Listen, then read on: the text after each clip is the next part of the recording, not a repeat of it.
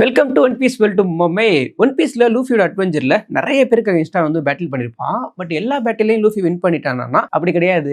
நிறைய பேட்டில்ல லூஃபி வந்து தோத்துருப்பான். அதுலயும் ஒரு சில பேரோட பேட்டில் பண்றப்போ அவனோட எட்ஜ் வரைக்கும் போயிட்டு ரொம்ப கஷ்டப்பட்டு தான் வின் பண்ணியிருந்திருப்பான். ஸோ இந்த மாதிரி லூஃபி வந்து ஏகப்பட்ட பேட்டில் வந்து பண்ணியிருக்கான். இந்த வீடியோல என்ன பார்க்க போறோம்னா, லூஃபி பண்ணதுலயே யாரு ரொம்ப பவர்ஃபுல், அந்த பேட்டில் எந்த அளவுக்கு இன்டர்னா போனது அப்படிங்கிற எல்லாத்தையும் இந்த வீடியோல பார்க்க போறோம். வீடியோ ஸ்டார்ட் பண்றதுக்கு முன்னாடி நம்ம சேனலை சப்ஸ்கிரைப் பண்ணிக்கங்க.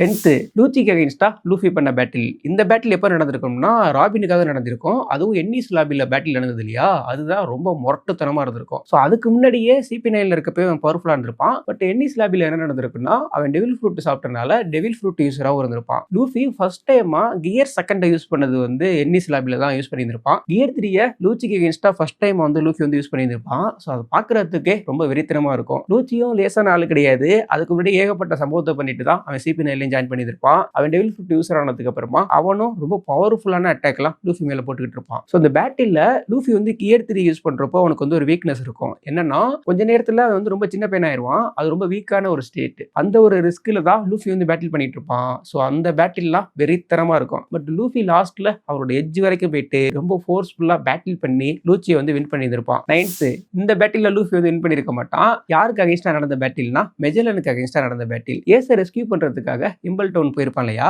அங்க வார்டனா இருந்தவர் தான் மெஜலன். மெஜலன் வந்து ரொம்ப ரொம்ப பவர்ஃபுல். அவரோட டெவில் ஃப்ரூட்டுமே ரொம்ப ரொம்ப அண்டர்ரேட்டடா தான் இருக்கு. டோக்கு டோக்கு நோமி இவரால பாய்சனை கிரியேட் பண்ணி அதை கண்ட்ரோல் பண்ண முடியும். பட் ஒரு சின்ன ப்ராப்ளம் இருக்கு. என்னன்னா, அடிக்கடி இவருக்கு வந்து வயிறு சரியில்லாம போயிடும். அதனால மெஜாரிட்டியா வந்து பாத்ரூம்ல தான் டைம் வந்து ஸ்பெண்ட் பண்ணிட்டு இருப்பாரு. பட் பேட்டில் வந்துருச்சு அப்படின்னா இவர் அடிச்சுக்கிறதுக்கு ஆளே கிடையாது. அங்க இருக்க கைதிகள்லாம் லேசான ஆளு கிடையாது. ஏகப்பட்ட சம்பவத்தை பண்ணிட்டு ரொம்ப பவர்ஃபுல்லான கேரக்டர் தான் உள்ள இருப்பானுங்க.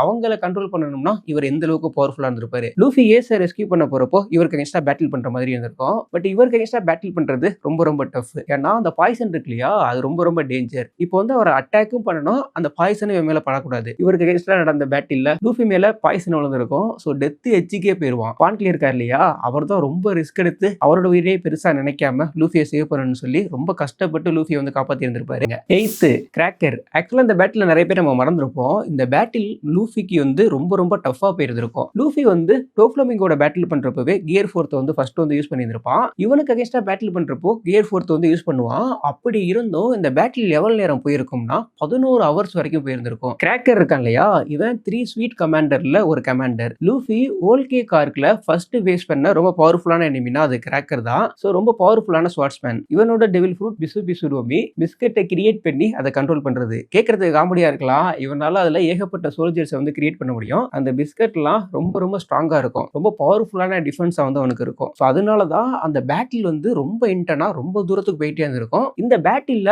நாமியோட ஹெல்ப் வந்து லூஃபிக்கு வந்து தேவைப்பட்டிருக்கும். லூஃபி அவனை டிஃபீட் பண்றதுக்கு ஃபுல்லா அவனோட பிஸ்கட் எல்லாமே சாப்பிட்டுக்கிட்டே இருந்திருப்பான். இதுல 4th கியர்ல ஒரு புதுசா ஒரு ஃபார்மையும் வந்து உருவாக்கி இருந்திருப்பான், டேங்க் மேன். ஸோ அது யூஸ் பண்றப்போ அவனோட வயிறு இருக்கு இல்லையா, அது ரொம்ப பெருசா இருக்கும். அதுல வந்து ஆர்மமெண்ட் ஹாக்கியை வந்து கவர் பண்ணி இருந்திருப்பான். ஸோ அந்த ஒரு ஃபார்ம் போயிட்டு தான் இவனால வந்து கிராக்கரை வந்து வின் பண்ண முடிஞ்சிருக்கும். ஸோ அது வரைக்கும் இந்த பேட்டில் வந்து ரொம்ப ரொம்ப டஃபா போயிருந்திருக்கும். 7th டாங்கியோட்டி டோஃப்ளமிங்கோ. டோஃப்ளமிங்கோ இன்ட்ரோ பண்றப்போ ஒரு முரட்டத்தனமான வில்லனை வந்து இன்ட்ரோ பண்ணிருப்பாங்க. அவனோட ஸ்மைலுமே அல்டிமேட்டா இருக்கும். இவனோட டெவில் ஃப்ரூட் இருக்கு இல்லையா, இதோட பவர் கேட்கிறப்போ இது அந்த அளவுக்கு ஸ்ட்ராங்கா இல்லையன்னு தான் நீங்க நினைப்பீங்க. இதை வெறித்தனமா வந்து யூஸ் பண்ணியிருப்பான். இட்டோ நோமி இதோட எபிலிட்டிங்கிறது ஸ்ட்ரிங்கை கிரியேட் பண்ணி அதை கண்ட்ரோல் பண்றது. இதை நிறைய வேற வேற வேல வந்து டோஃப்ளமிங்கோ யூஸ் பண்ணியிருப்பான். அதுல எனக்கு ரொம்ப பிடிச்சதுன்னா, அந்த ஸ்ட்ரிங் இருக்கு இல்லையா, அதை க்ளவுடோட கனெக்ட் பண்ணி ஏர்லயும் போயிட்டு இருப்பான். ஸோ இதெல்லாம் அல்டிமேட்டா இருக்கும். லூஃபிக்கு அகைன்ஸ்டா பேட்டில் பண்றதுக்கு முன்னாடி அடிச்சு பிரிச்சு விட்டுருப்பான். லூஃபி எப்பரா வின் பண்ண போறான் அப்படிதான் நம்ம நினைச்சிட்டு இருந்திருப்போம். அப்போதான் லூஃபி ஃபர்ஸ்ட் டைமா கியர் 4 வந்து யூஸ் பண்ணுவான். ஸோ அதுல வந்து ரொம்ப ஸ்பீடா இருப்பான்.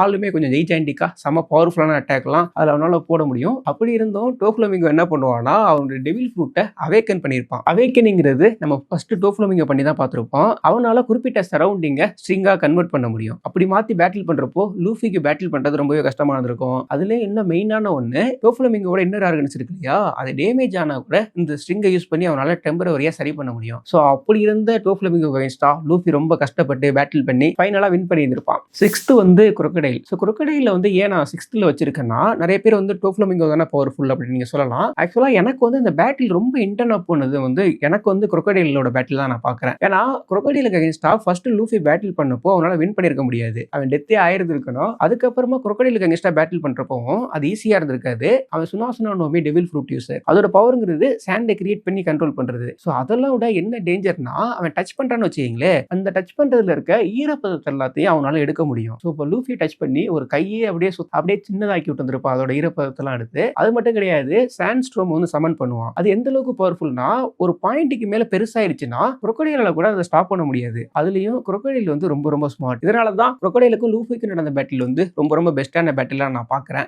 5th லூஃபி வெஸ் 3 அட்மிரல். இந்த பேட்டில் எப்போ நடந்திருக்கும்னா, மெரைன் வார் நடந்தது இல்லையா, அப்போதான் இந்த பேட்டில் வந்து நடந்திருக்கும். லூஃபி ஏஸை ரெஸ்கியூ பண்றதுக்காண்டி போயிருப்பான். அப்போ வெறித்தனமா இவங்க 3 பேருக்கு அகைன்ஸ்டா லூஃபி பேட்டில் பண்றதுக்கு வந்து நிப்பான். இந்த பேட்டில் வந்து ஃபுல்லா போயிருக்காது, ரொம்ப ஷார்ட்டா தான் இருந்திருக்கும். ஆனா ஃபயரா இருந்திருக்கும். லூஃபி இதுக்கு முன்னாடியே 2 அட்மிரலுக்கு அகைன்ஸ்டா பேட்டில் பண்ணி இருந்திருப்பான். ஒன்னு வந்து குசான். ஸோ குசானுக்கு அகைன்ஸ்டா லூஃபி பேட்டில் பண்றப்போ லூஃபியால பெருசா எதுவும் பண்ணிருக்க முடியாது. அவங்க வந்து லாஸ்ட் தான் இருப்பாங்க. அதே மாதிரி கிசாருக்கு அகைன்ஸ்டா ஸ்ட்ராஜெட்ல இருக்க எல்லாருமே பேட்டில் பண்ணிருப்பாங்க. ஸோ அப்படி இருந்துமே கிசாரு வந்து எதுவும் பண்ணிருக்க முடியாது. இங்க மெரைன் வார் நடந்துகிட்டு இருக்கப்போ அவங்க 2 பேரோட சேர்த்து சக்காசுக்கியும் இருக்கான். ஸோ அப்படி இருந்தாலும் ஏஸை ரெஸ்கியூ பண்ணணும் அப்படிங்கிறதுக்காண்டி லூஃபி போயிட்டு அவங்க முன்னாடி நிற்பான். அப்போ அந்த ஷிப்ல இருந்த ஒரு வுட் இருக்கும் இல்லையா, அதை யூஸ் பண்ணி அட்டாக் பண்ணிட்டு அங்கிருந்து எஸ்கேப் ஆகலாம்னு நினைப்பான். குசான் வந்து அந்த வுட்டை வந்து ஃப்ரீஸ் பண்ணிடுவாரு.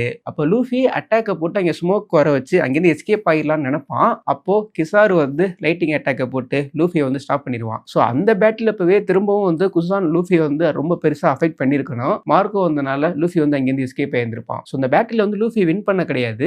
ஆனாலும் 3 பேருக்கு அகைன்ஸ்டா லூஃபி வந்து தில்லா நின்றுப்பான். 4th லூஃபி வெஸ் கட்டாகுரி. இது வந்து ஒரு எபிக்கான பேட்டில். இந்த பேட்டில் எப்படின்னா, லூஃபி இதுல தான் வந்து அப்சர்வேஷன் வாக்கி இருக்கு இல்லையா, அதையே வந்து சூப்பரா யூஸ் பண்ண ஆரம்பிச்சது வந்து இந்த பேட்டில். அப்பதான் இந்த பேட்டிலேயே அது வந்து அவனுக்கு எவால்வ் ஆயிருந்திருக்கும். ஸோ அது மட்டும் கிடையாது, கியர் 4th புதுசா ஒரு ஃபார்மையும் ஃபைன் பண்ணியிருப்பான், ஸ்னேக் மேன். அந்த சைடு கட்டாகுரி எடுத்துக்கிட்டீங்கன்னா, கட்டாகுரி வந்து 3 ஸ்பீட் கமாண்டர்ல ஒரு கமாண்டர். அதுக்கு முன்னாடி பண்ண எந்த ஒரு பேட்டிலையுமே அவன் தோத்துருக்க மாட்டான். பிக்மமுக்காக பேட்டில் பண்றப்போ அதுல தோக்க கூடாது அப்படின்னு சொல்லிட்டு வெறித்தனமா பேட்டில் பண்ணுவான். ஸோ என்னதான் இருந்தாலும் கட்டாகுரி வந்து ஒரு ஆனரான கேரக்டர். பேட்டில் நடந்துகிட்டு இருக்கப்போ ஒன் சைடா இருக்கக்கூடாதுங்கிறதுக்காண்டி இவனும் அவன் காயப்படுத்திக்கிட்டு லூஃபிக்கு அகைன்ஸ்டா வந்து பேட்டில் பண்ணியிருந்திருப்பான். அதெல்லாம் பாக்குறப்பவே வேற மாதிரி இருந்திருக்கும். ஸோ லூஃபி இந்த பேட்டில் அப்பதான் பஞ்ச் பண்றப்போ அந்த பாத்து இருக்கு இல்லையா, அதை வந்து சேஞ்ச் பண்ணுவான். கியர் 4th ரொம்ப ஸ்பீடா இருந்தாலும் அந்த ஸ்பீடெல்லாம் கட்டாகுரியை டிஃபீட் பண்றதுக்கு வந்து பத்தாது. அதனாலதான் ஸ்னேக் மேன் ஃபார்ம் வந்து யூஸ் பண்ணியிருப்பான். ஸோ அதுல வந்து இன்னும் ரொம்ப ஸ்பீடா இருப்பான். ஆனா அதுல ஒரு மைனஸ் இருக்கு. ஸ்ட்ரென்த் இருக்கு இல்லையா, அது பவுன்ஸ் மேனை கம்பேர் பண்றப்போ கொஞ்சம் கம்மியாகும். அந்த ஃபார்ம்ல தான் கட்டாகுரிக்கு அகைன்ஸ்டா அவன் சூப்பரா பேட்டில் பண்ண முடிஞ்சிருந்திருக்கும். அவனோட டெவில் ஃப்ரூட் வந்து மோச்சி நோமி,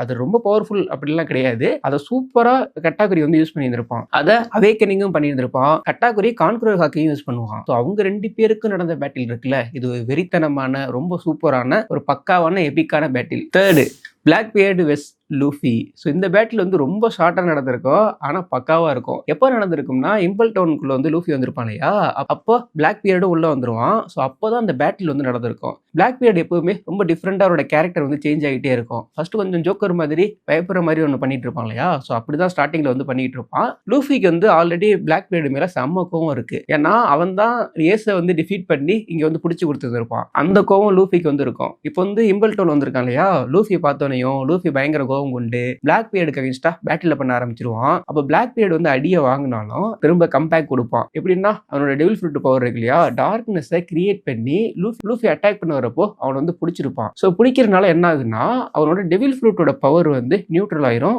லூஃபியை பிடிச்சி தரையில ரொம்ப ஃபோர்ஸ்ஃபுல்லா ஒரு அடிப்பான் பாருங்க, லூஃபிக்கு வந்து பிளட் வரும். ஸோ இதை பார்த்து எல்லாருமே ஆச்சரியப்படுவாங்க.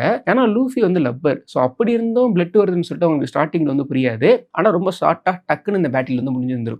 செகண்ட் பிக்மம் வெஸ் லூஃபி. ஸோ பிக்மமுக்கும் லூஃபிக்கும் இருக்க கான்வர்சேஷன் இருக்கு இல்லையா, அது ஸ்டார்டிங்ல இருந்து அப்படியே ஹையா போயிட்டே இருக்கும். ஃபிஷ்மேன் ஐலாண்ட்லயும் சொல்லிடுவான், எப்போ உன்னை பார்க்கணும் அப்போ வந்து பின்னாடியே நான் உதைக்கிறேன் அப்படின்னு சொல்லிட்டு லூஃபி வந்து சொல்லியிருந்திருப்பான். ஸோ பிக்மம் வந்து ஒரு ஸ்டோரி சொல்லுவான். ஸோ அது வந்து செம்மையான ஒன்னா இருக்கும். லோலா மட்டும் ஜெயின்ட மேரேஜ் பண்ணியிருந்தான்னா நான் வந்து நேரம் கிங் ஆஃப் பைரேட் ஆயிருப்பேன் அப்படின்னு சொல்லிட்டு அவ சொல்லுவா. அதுக்கு லூஃபி என்ன சொல்லுவான்னா, இதெல்லாம் என்ன ஒரு போரான ஸ்டோரி சொல்லி லூஃபி வந்து இன்சல்ட் பண்ணி விட்டுருவான். இதுல பிக்மம் வந்து செம்ம கடுப்பா இருப்பா. லூஃபியை பாக்குறதுக்கு முன்னாடியே லூஃபி மேல வந்து அவ கடும் கோபத்துல தான் இருந்துகிட்டு இருப்பா. ஸோ சாஞ்சி எனர்ஜியை வேற திரும்ப கொண்டு வரணும் அப்படிங்கிறதுக்காண்டி தானே லூஃபி போயிருப்பான். அப்போ பிக் மம்மோட சின்ன வீக்னஸ் வந்து உங்களுக்கு தெரிய வந்திருக்கும் இல்லையா, அதை யூஸ் பண்ணி அட்டாக் பண்ணலாம்னு சொல்லிட்டு தான் பிளான் பண்ணியிருப்பாங்க. பட் பிளான் படியே ஃபுல்லா லாஸ்ட் வரைக்கும் போகாது. பட் இந்த பேட்டில் வந்து பெருசா போயிருந்திருக்காது.